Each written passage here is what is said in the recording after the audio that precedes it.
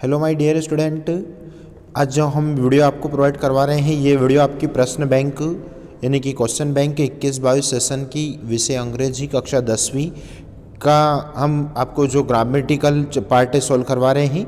तो grammatical chapter का हम पास्ट में उसका पार्ट 1 ऑलरेडी बच्चों हम उसको अपलोड कर चुके हैं पार्ट 1, और उसके बाद में डूएस डायरेक्टेड का पार्ट 2 आज हम इस वीडियो में देखेंगे। देख सकते हैं यहाँ पर आप 20 और 21 का क्वेश्चन बैंक है, ये जो हाल ही में जो एमपी बोर्ड द्वारा यानी कि डीपीआई द्वारा जो क्वेश्चन बैंक अलॉट की गई है उसका सॉल्यूशन हम आपको प्रोवाइड करवा रहे हैं। ठीक है, तो आप इन जितने भी सारे क्वेश्चनों को अच्छी तरह से समझ लेना ताकि यदि परीक्षा में आपको इस प्रकार का प्रश्न यदि आता है तो आप उसको ईजिली तरीके से बना सकते हैं। ठीक है, आप इनके आंसर कॉपी में नोट करते जाइएगा और प्रत्येक क्वेश्चन को अच्छे से समझना कि हमने किस प्रकार से उस क्वेश्चन को आंसर बनाया है। ओके, हमने 1 से लगाकर तो 10 तक का सॉल्यूशन आपको पार्ट 1 में मैं दे चुका हूं। अब उसके बाद में 11 से आज हम इसमें समझेंगे। देख लेते हैं 11 नंबर क्वेश्चन, ही टीच हिंदी। इसमें इसको क्या करना है, पैसिव में चेंज करना है। तो बच्चों पहले आपको सेंटेंस को कन्फर्म करना पड़ेगा, उसके बाद ही आप पैसिव सेंटेंस में बना सकते हैं। तो पैसिव में बनाने के लिए आपका जो सेंटेंस है इसमें टीच आया यानी कि मैन वर्ब में एस लगा है, इसका मतलब आपका ये सेंटेंस प्रेजेंट इंडेफिनिट का सेंटेंस बन रहा है। तो यदि हम इसको पैसिव में यदि बनाएंगे तो देखो पैसिव में बनाने के लिए सबसे पहले जो ऑब्जेक्ट है वो सब्जेक्ट के स्थान पर आ जाएगा हिंदी। अब हिंदी के साथ में क्या जुड़ेगा, इज जुड़ेगा यानी कि प्रेजेंट कंटिन्यूअस की हेल्पिंग वर्ब हिंदी इज, और ये टीच के थर्ड फॉर्म आ जाएगी यानी कि टीच की थर्ड फॉर्म क्या बन जाती है, टाट। टाट बाय हिम, टाट बाय हिम, ये आपका आंसर बन जाएगा। प्रश्न क्रमांक 11 का आंसर क्या बन रहा है एक बार फिर देख लीजिए, हिंदी इज टाट बाय हिम। यहाँ पर इज का प्रयोग क्यों किया गया, क्योंकि आपका सेंटेंस प्रेजेंट इंडेफिनिट का है। पैसिव में जब बनाते हैं तब आपको नेक्स्ट टेंस की हेल्पिंग वर्ब का यूज़ करना होता है कोई 6 टेंस में। 6 कौन से, तीनों तो आपके सिंपल और तीनों आपके परफेक्ट। चलो देख लेते हैं अगला प्रश्न। अगला प्रश्न कौन सा है बच्चों, आपका number 12, children are making toys. भाई बच्चे क्या कर रहे हैं, खिलौने बना रहे हैं। तो क्या करना है, उसको पैसिव में चेंज करना है। ठीक है, तो पैसिव में बनाने के लिए क्या करना होगा, ये प्रेजेंट कंटिन्यूअस टेंस का उदाहरण है आपका। तो यदि कंटिन्यूअस टेंस का यदि उदाहरण आता है ना तो उसको उसी टेंस के हेल्पिंग वर्ब का यूज़ करना होता है। टॉयज आया है तो टॉयज यदि है तो टॉयज का के साथ में हम आर का यूज़, क्योंकि बहुवचन हो रहा है आर का प्रयोग करेंगे, और उसके बाद में बिंग लगाएंगे। बिंग क्यों लगा रहे हैं, क्योंकि यदि उसी टेंस में आप सेंटेंस को चेंज करते हैं तो बिंग का यूज़ किया जाएगा। ठीक है, toys are being by children, sorry making है जो मेकिंग की थर्ड फॉर्म बन जाएगी। मेकिंग की थर्ड फॉर्म क्या बन जाएगी, मेड।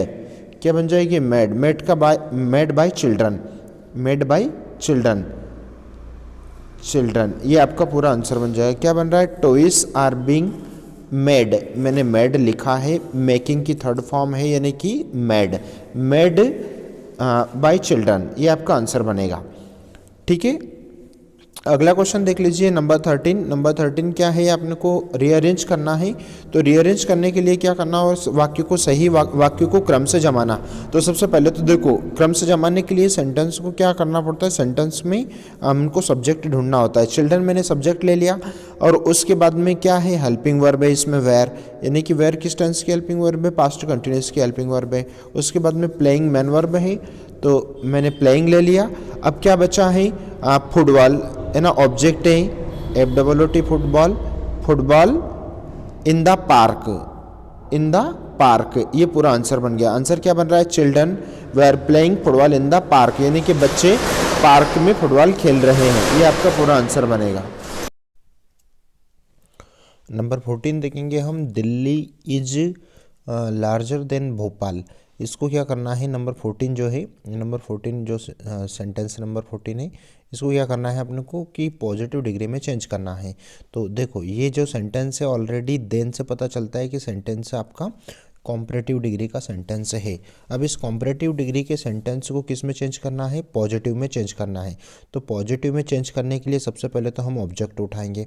ऑब्जेक्ट क्या है, भोपाल, भोपाल ऑब्जेक्ट उठा लिया। अब उसके बाद में इज लगाएंगे।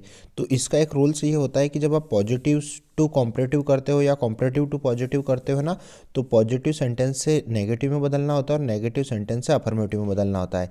तो यहाँ पर सेंटेंस आपका ऑलरेडी अफर्मेटिव है ये, तो इसको नेगेटिव में बदलेंगे, यानी कि नॉट लगाएंगे, ठीक है। और ये जो लार्जर है, इस लार्ज एडजेक्टिव वर्ड है, इस एडजेक्टिव वर्ड को पॉजिटिव में चेंज करेंगे। तो मैं यहाँ लिखूँगा लार्ज, मैंने लिख दिया यहाँ पर लार्ज। लेकिन ध्यान रहे कि जब आप कॉम्परेटिव टू पॉजिटिव में चेंज करेंगे ना, तो इसको सो एज या एजेज वर्ड से आपको कवर करना होगा, यानी कि सो और एजेज वर्ड से इस एडजेक्टिव वर्ड को बीच में रखना पड़ेगा, ठीक है। और उसके बाद में क्या बचा है आपका, सब्जेक्ट बचा है, इस सब्जेक्ट को इसके बाद में लिख देंगे, यानी कि दिल्ली, ठीक है। समझ में आया होगा आंसर, यानी कि Bhopal is not as large as Delhi, यानी कि भोपाल दिल्ली से बड़ा नहीं है। तो यहाँ आपका सेंटेंस चेंज हो गया ये पॉजिटिव डिग्री में, ठीक है। आई होप आपको ये आंसर समझ में आया होगा। नेक्स्ट क्वेश्चन देख लेते हैं। नेक्स्ट क्वेश्चन नंबर 15 में क्या करना है अपने को, नेगेटिव बनाना है। तो देखो नेगेटिव बनाना है मतलब कि ये सेंटेंस पास्ट इंडेफिनिट का है। पास्ट इंडेफिनिट का क्यों है, क्योंकि इसमें शर्ट जो आया है ये second form, first form, third form तीनों इसका एक ही फॉर्म होता है। यदि हम इसको नेगेटिव में यदि बदलेंगे तो बदल देते हैं। सी देख लीजिए, पहले सी सब्जेक्ट ले लिया, इसके बाद में मैं डिड नॉट लगाऊंगा, क्योंकि जब मैं पास्ट के सेंटेंस को इंडेफिनिट को यदि नेगेटिव में बदलता हूँ तो डिड नॉट का यूज़ होता है। अब शट इसकी ऑलरेडी आपकी वही फर्स्ट सेकंड थर्ड फॉर्म इसकी यही रहेगी, और डिड के साथ में हमेशा V1 का ही यूज़ होता है, ठीक है। उसके बाद में द डोर, ये आपका पूरा आंसर बन गया। क्या करा है मैंने, सी डिड नॉट शट SUT, है ना, शट द डोर, ये आपका पूरा आंसर है। नेक्स्ट क्वेश्चन देख लीजिए। नेक्स्ट क्वेश्चन नंबर 16 क्वेश्चन क्या कहता है आपका, यानी कि इसको इंटरगेटिव में चेंज करना है। तो इंटरगेटिव में चेंज यानी कि आपका जो सेंटेंस इसमें हैज आया है और मेन वर्ब की थर्ड फॉर्म है, इसका मतलब ये कौन से टेंस का सेंटेंस हो गया, हैज आया मतलब कि ये प्रेजेंट परफेक्ट का सेंटेंस हो गया। यदि प्रेजेंट परफेक्ट सेंटेंस को यदि इंटरगेटिव में चेंज करेंगे, नंबर 16 देख रहे हैं हम, तो देखो इंटरगेटिव में बदलने के लिए क्या होता है कि हमेशा जो हेल्पिंग वर्ब होती है वो सब्जेक्ट के पहले आ जाती है, यानी कि हैज मैंने पहले ले लिया और उसके बाद में ही सब्जेक्ट रहेगा, और टेकन देखो वही थर्ड फॉर्म टेकन की टेकन ही रहेगी, टेकन टी, और लास्ट में क्वेश्चन मार्क का चिन्ह, हैज ही टेकन टी, क्या वह चाय पी चुका है, क्या वह चाय पी चुका है, ये आपका पूरा आंसर बन जाएगा, हैज ही टेकन टी, है ना। हमेशा ध्यान रखना आपकी जब भी आप इंटरगेटिव सेंटेंस बनाओ तो इंटरगेटिव सेंटेंस में जो हेल्पिंग वर्ब होती है वो सब्जेक्ट के पहले होती है, ठीक है। जिस भी सेंटेंस में सब्जेक्ट के पहले हेल्पिंग वर्ब आती है मतलब वह सेंटेंस आपका 100% कौन सा सेंटेंस रहेगा, वो सेंटेंस आपका इंटरगेटिव सेंटेंस हो जाएगा।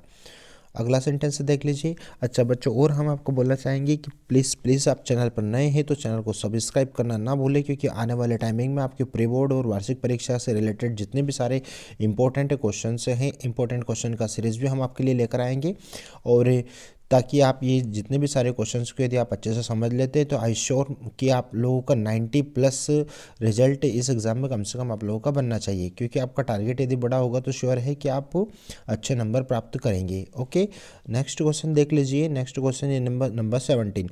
नंबर 17 क्या करा है, यानी कि इसको इंटरगेटिव में चेंज करना। देखो बच्चों यहाँ पर भी लिव्ड आया जो जैसा कि मैंने अभी किया था, तो यदि इसको भी मैं इंटरगेटिव में चेंज करूँगा ना तो मेरे को क्या करना पड़ेगा, यानी कि इंटरगेटिव में चेंज करने के लिए मुझे डिड का यूज़ करना होगा, यानी कि मैंने डिड ले लिया, पहले 17 सोल्व कर रहे हैं हम, है ना। डिड सी सब्जेक्ट वैसा का वैसे रखेंगे, और उसके बाद में देखो जब भी डिड आता है ना तो डिड के साथ में मैंने अभी एक बार फिर बोला है, यानी कि उसके साथ में हमेशा V1 का यूज़ होता है। लिव्ड से मैंने क्या कर दिया, लिव कर दिया, इन शिवपुरी, इन शिवपुरी, ये आपका पूरा आंसर बन गया। और क्वेश्चन मार्क का चिन्ह, क्योंकि इंटरगेटिव सेंटेंस में क्वेश्चन मार्क का चिन्ह सब्जेक्ट के पहले आपको हेल्पिंग वर्ब का यूज़ करना है।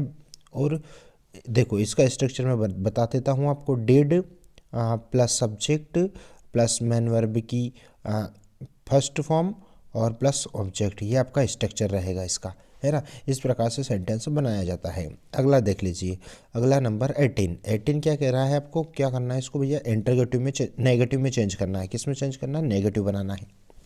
Anita read the Ramayana everyday. भाई अनीता क्या करती है, प्रत्येक दिन, है ना, रोजाना प्रत्येक दिन रामायण पढ़ती है, यानी कि बहुत ही सिंपल सेंटेंस है। लेकिन एक चीज़ का ध्यान रखना, यहाँ पर देखो अनीता आया है और यहाँ पर ओनली रेड का प्रयोग किया है उसने। तो अब आप यूँ सोच रहे होंगे कि ये सेंटेंस प्रेजेंट इंडेफिनिट का एक सेंटेंस, ये वाला सेंटेंस प्रेजेंट इंडेफिनिट है कि पास्ट इंडेफिनिट है। पहले तो ये सेंटेंस आपको क्लियर करना पड़ेगा। तो मैं बता देता हूँ, देखो जब भी यहाँ पर आपका सब्जेक्ट क्या आया है, अनीता आया है ना, तो अनीता यदि सब्जेक्ट आया यानी कि आई वी यू दे के साथ में वी वन का यूज़ होता है। किसके साथ में, आई वी यू और दे के साथ में काय का यूज़ होता है, वी वन का यूज़ होता है। और ही शी इट और नेम, ये क्या आ गया, नेम आया आपका। तो नेम में क्या जोड़ना पड़ेगा आपको, एस एस या आई एस। यदि ये इस नेम में यानी कि इस मैन वर्ब में, यानी कि कौन सी मैन वर्ब आपकी, यानी कि आपकी जो मैन वर्ब है रेड, इस रेड में यदि एस एस या आई एस होता तो ये सेंटेंस किस टेंस की ओर जाता, ये सेंटेंस जाता प्रेजेंट इंडेफिनिट की ओर। ठीक है, लेकिन सेंटेंस में ए सी एस या आई एस नहीं है इस मैन वर्ब में, मतलब 100% हमारा जो सेंटेंस है, ये सेंटेंस कौन से टेंस का हो गया, ये सेंटेंस आपका पास्ट सिंपल टेंस का सेंटेंस हो गया। अब इस पास्ट सिंपल टेंस को किस में चेंज करना है, यानी कि नेगेटिव में चेंज करना है। तो मैं आई यहाँ पर आंसर बनाऊँगा अनीता। उसके बाद में मैंने अभी बताया था आपको, पास्ट सिंपल टेंस के सेंटेंस को यदि नेगेटिव में बनाते हैं तो डिड नॉट का यूज़ होगा। ठीक है, मैंने डिड नॉट लगा दिया, did not read red read, यानी कि उसका V1 V2 V3 एक समान है। देखना क्या आंसर बन रहा है, अनीता डिड नॉट, यहाँ पर डिड नॉट लगा देंगे, did not read the Ramayana everyday, ये आपका पूरा आंसर बन गया। ठीक है, नेक्स्ट क्वेश्चन देख लीजिए। नेक्स्ट क्वेश्चन नंबर है आपका 19 क्या कह रहा है भैया, 19 में आपको सो दैट का प्रयोग करना है। ठीक है, use of so that. Tea is too hot to drink, भाई चाय इतनी गर्म है कि मैं पी नहीं सकता। अब बात सोच रहे होंगे कि मैं नेगेटिव बोल रहा हूँ, यहाँ पर नेगेटिव इसलिए बोल रहा हूँ बच्चों कि ये जो टू वर्ड है ना, ये आपका जो टू वर्ड है, मतलब ये टू वर्ड अपने आप में एक नेगेटिव वर्ड है। ये जो टू वर्ड है ये दोनों क्या है, ये कनेक्टर वर्ड है। और ये टू मीन्स होता है इतना की, टू मीन्स क्या होता है, इतना की। और ये क्या है आपका नेगेटिव वर्ड है ना, चाय इतनी गर्म है कि मैं पी नहीं सकता, यानी कि इसको क्या करना है, सो दैट में यूज़ करना है। बहुत ही सिंपल है, आपको यहाँ पर पहले जो टू आया, फर्स्ट वाला टू, उसके स्थान पर तो सो लगाना है, और सेकंड जो टू आया है उसके स्थान पर दैट लगाना है। ये तो कर दिया आपने। अब इसके बाद में क्या होता है, आपको दैट के बाद में हमेशा सेंटेंस में आपको subject plus can not could not का यूज़ करना होता है। Subject plus can not could not, ये हमको सेंटेंस में जोड़ना होता है। अब यहाँ जो सेंटेंस है आपका, इस सेंटेंस में दैट के बाद में सब्जेक्ट कहाँ से उठाऊंगा, यानी कि टी। अब टी क्या है, अब निर्जीव हो गया, तो भैया यहाँ मैं इट का यूज़ करूँगा, सब्जेक्ट के बाद में इट लगाऊंगा। इट के बाद में मैं क्या करूँगा, यहाँ पर ईज आया है, इसलिए मैं यहाँ पर कैन नॉट का यूज़ करूँगा। कैन नॉट, है ना, कैन नॉट ड्रिंक, ये पूरा आंसर आपका बन गया। ठीक है, अब एक बार फिर सुन लीजिए आपका पूरा आंसर क्या बन रहा है, T is so hot that it can not drink, ये पूरा आंसर आप लोगों का बन जाएगा। ठीक है, अब एक चीज़ आप सोच रहे होंगे, हालांकि आपके मन में एक विचार यहाँ पर आ रहा होगा कि भाई मैंने यहाँ पर कैन नॉट का ही यूज़ क्यों किया। तो देखना बच्चों, एक चीज़ मैं क्लियर लिख देता हूँ कि जब भी किसी सेंटेंस में इज़ एम आर यदि आपके सेंटेंस में आता है तो वहाँ पर हमेशा आपको कैन नॉट का यूज़ करना है। ठीक है, और यदि आपके सेंटेंस में वाज वेयर आया है, यानी कि पास्ट टेंस, यानी कि पास्ट कंटिन्यूस की हेल्पिंग वर्ब आए, तो वहाँ पर आपको हमेशा उस सेंटेंस में कुड नॉट का यूज़ करना है। ये चीज़ क्लियर हो गई। दूसरी चीज़ क्या है कि भाई हमने सब्जेक्ट के बाद में हम जो यानी कि दैट के बाद में जो हेल्पिंग वर्ब यूज़ करते हैं, वो हेल्पिंग वर्ब आपको सब्जेक्ट से उठाना है। नेक्स्ट नंबर 20 क्या कह रहा है अपने को, हाँ, rewrite the sentence using if in place of unless, यानी कि सिंपल सी बात है भाई, हमको अनलेस के स्थान पर इफ का प्रयोग करना है। देखो अनलेस हटाया, इसके स्थान पर मैंने इफ लगाया। लेकिन एक बात मैं यहाँ पर बोलूँगा कि ईफ जब भी किसी सेंटेंस में आपके 90% केसेस में क्या करना होता है कि ईफ जो होता है ना, ये हमेशा डू नॉट और डज नॉट लेकर चलता है। मतलब क्या करना होगा आपको, पहले तो मैंने क्या करा, देखो अनलेस हटाया, उसके स्थान पर मैंने ईफ लगा दिया। अब ईट वैसा का वैसे ही रखेंगे। अब इसका रूल्स क्या कहता है, इसका रूल्स यह कहता है कि यदि आपकी क्रिया में रेन, यदि ओनली रेन आता है यहाँ पर तो मैं डू नॉट का प्रयोग करता है, लेकिन यहाँ पर रेन्स आया है इसलिए मैंने इसके पहले मैं काई का यूज़ करूँगा, डज नॉट लगाऊंगा। आई होप आप समझ रहे होंगे। इफ़ इट डज नॉट, अब रेन्स से मैं क्या करूँगा, ओनली रेन, रेन कर दूंगा, क्योंकि डज नॉट लगाया ना इसलिए मैंने एस हटा दिया। We shall go to school, go to school, ये पूरा आपका उत्तर बन गया। क्या बन गया, if it does not rain we go to school, ये पूरा आंसर बन गया। चलो नंबर 21 देख लेते। 21 में भी क्या करना है भैया, 21 में यहाँ पर अपनों को क्या करना है कि अब देखो उसी का उसने परिवर्तित करके यहाँ पर सेंटेंस दे दिया। अभी जैसा कि हमने ऊपर बनाया था ना, अब उसने नीचे उसके स्थान पर ये हटाना है।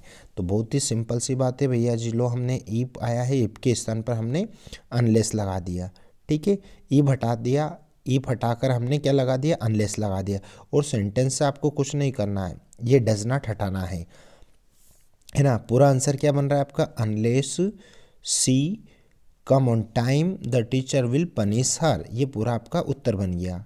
अनलेस, है ना, समझ गए ना मैंने क्या किया है, जैसा ऊपर सेंटेंस मैंने किया था। यानी कि मैंने अभी क्या कहा था आपको कि भाई 90% केसेस में क्या होता है कि ये जो ईफ होता है ना, ये डू नॉट और डज नॉट लेकर चलता है। यहाँ पर सी आया था इसलिए यहाँ पर सी आया है इसलिए डज नॉट का यूज़ किया है। यदि आपने प्रेजेंट इंडेफिनिट टेंस का सेंटेंस पढ़ रखा होगा तो शायद ये सेंटेंस आपके लिए बहुत ही ईजी बन गया होगा। ठीक है, इसका मतलब आप लोगों को बच्चों यहाँ पर टेंस का नॉलेज होना चाहिए, तभी जाकर आप ये सेंटेंस बहुत इजी तरीके से सोल्व कर सकते हैं। ओके, सेंटेंस देख लीजिए अगला नंबर 22 क्या कहता है भैया, 22 करना है अपने को, combine the sentence using yet से जोड़ना है अपने को सेंटेंस से। कुछ नहीं करना भैया जी, हमको इस सेंटेंस में क्या करना है, he is rich, compound sentence है ये, ही इज़ रिच और सेंटेंस में मैंने येट लगा दिया। ही इज़ रिच येट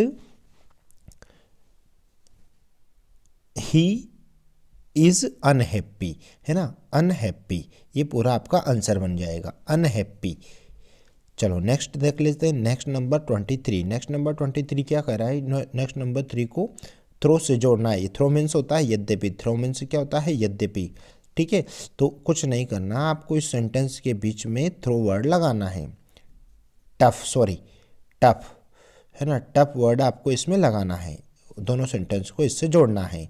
चलो भैया अगला सेंटेंस देख लीजिए। अगला सेंटेंस क्या कर रहा है, यानी कि कॉम्परेटिव में चेंज करना। जैसा कि मैंने अभी आपको बताया था, एक सेंटेंस और डिग्री का आया था हमको ऊपर, उसको भी हमने सोल्व किया था। अब क्या करना है, इसको करना है कॉम्परेटिव में चेंज। देखो मैंने आपको एक तरीका बताया था अभी कि जिस भी सेंटेंस में ये जो सो एज और एजेस वर्ड है, एजेस वर्ड और ये सो है ना, ये दोनों वर्ड क्या होते हैं, इस एडजेक्टिव वर्ड को हमेशा बीच में रख कर चलते हैं, है ना। इसका मतलब यह जो सेंटेंस है आपका सेंटेंस, ये जो सेंटेंस कौन से डिग्री का सेंटेंस है, ये हो गया आपका पॉजिटिव डिग्री का सेंटेंस।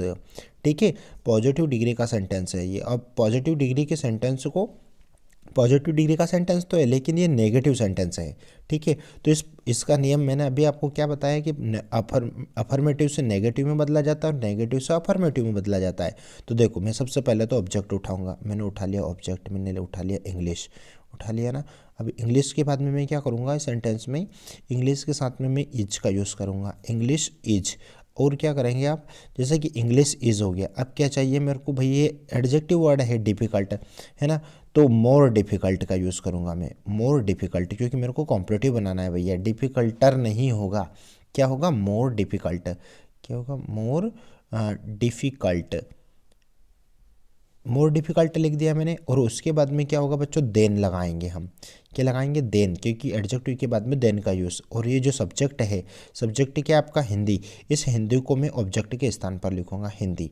ये मेरा आंसर बन गया। क्या बनाया मैंने, कैसे बनाया, English is more difficult than Hindi, भाई हिंदी की तुलना अंग्रेजी थोड़ी कठिन है ना, ये आपका पूरा आंसर बनेगा। अगला देख लीजिए, यानी कि आज का लास्ट सेंटेंस, बहुत ही सिंपल सेंटेंस है, यानी कि प्रेजेंट के इंडेफिनिट में चेंज करना है बच्चों। और आगे ना हम आपसे कहना चाहेंगे कि जितने भी सारे बाकी के सभी सब्जेक्ट का सॉल्यूशन आपको हमारे जो चैनल पर आपको सर्च करने पर मिल जाएगा। यहाँ तक कि हिंदी, अंग्रेजी, गणित, सामाजिक विज्ञान सभी सब्जेक्ट का विज्ञान सॉल्यूशन, अर्धवार्षिक परीक्षा के सारे पेपर और प्री बोर्ड के भी आने वाली परीक्षा के पेपर, ओल्ड पेपर, आने वाले पास्ट ईयर के वार्षिक परीक्षा के पेपर, है ना।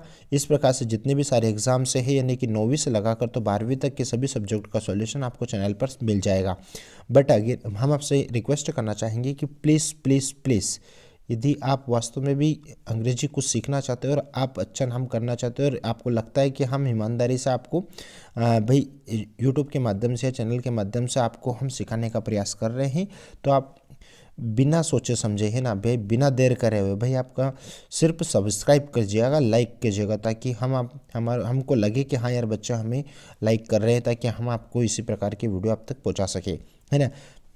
बेल आइकन प्रेस नहीं किया तो उसको प्रेस करें, ताकि हम जितने भी सारे एजुकेशन से संबंधित यदि वीडियो देते रहेंगे तो आपको उसका नोटिफिकेशन मिलता रहेगा। लास्ट सेंटेंस देख लेते हैं। लास्ट सेंटेंस प्रेजेंट के इंडेफिनिट में चेंज करना। देखो बच्चों, यहाँ पर टाट में क्या आया है, यानी कि V2 आया है, यानी कि मेन वर्ब की सेकंड फॉर्म आई है। अब मेन वर्ब की किसी सेंटेंस में सेकंड फॉर्म आई है, मतलब कि वो सेंटेंस किस टेंस की हो जाएगा, वो सेंटेंस पास्ट इंडेफिनिट की ओर चला जाएगा, ठीक है। यानी कि आपका पूरा सेंटेंस किस टेंस का हो गया, पास्ट इंडेफिनिट टेंस का हो गया। अब इसको किस में चेंज करना, प्रेजेंट के इंडेफिनिट में चेंज करना। देखो मैं ही अब प्रेजेंट के इंडेफिनिट में चेंज करूँगा ना, मतलब ये जो मेन वर्ब है, इस मेन वर्ब यानी कि टीच है, मेन वर्ब क्या है, टीच। अब टीच से स्टार्ट हुआ है, तो ये टीच में मैं क्या करूँगा बच्चों, एस, ES या IS का यूज़ करूँगा, है ना। सॉरी थोड़ा गलत हो गया, देखो ही।